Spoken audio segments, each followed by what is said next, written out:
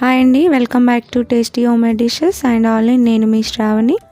ఈరోజు రెసిపీ వచ్చి ఎగ్ బుజ్జి అండి. దీన్ని అండా బుజ్జి అని కూడా అంటారు.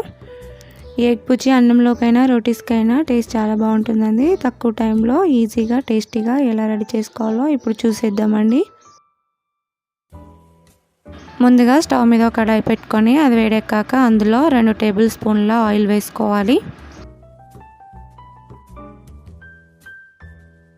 ఆయిల్ వేడెక్కాక సన్నగా తరిగిన ఆనియన్స్ ముక్కలు వేసి ఫ్రై చేసుకోవాలి.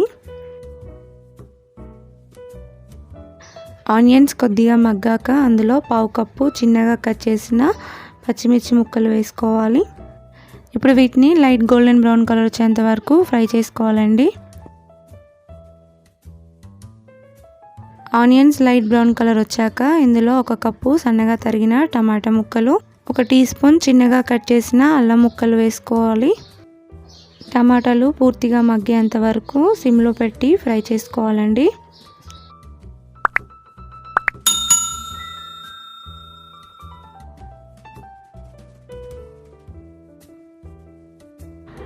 టమాటాలు ఇలా మగ్గితే సరిపోతుందండి. ఇప్పుడు ఇందులో 1/2 టీ స్పూన్ పసుపు వేసుకొని ఫ్రై చేసుకోవాలి.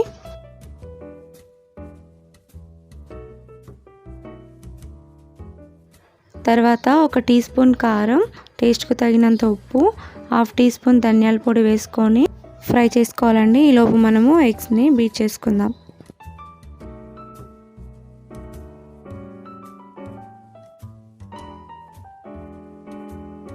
ముందుగా ఒక బౌల్ తీసుకోవాలండి. దాంట్లో 3 ఎగ్స్ ఇలా పగలగొట్టి సోనా వేసుకోవాలి. ఇలా వేసుకున్న తర్వాత ఇప్పుడు వీటిని బాగా మిక్స్ చేసుకోవాలండి.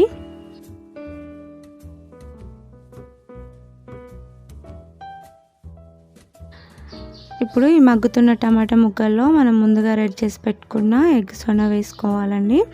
ఇది వేసుకున్నాక సిమ్లో పెట్టి కలుపుకోవాలి. కంటిన్యూగా కలుపుతూనే ఉండాలండి, లేదంటే పెద్ద పెద్ద ముక్కలుగా వస్తుంది.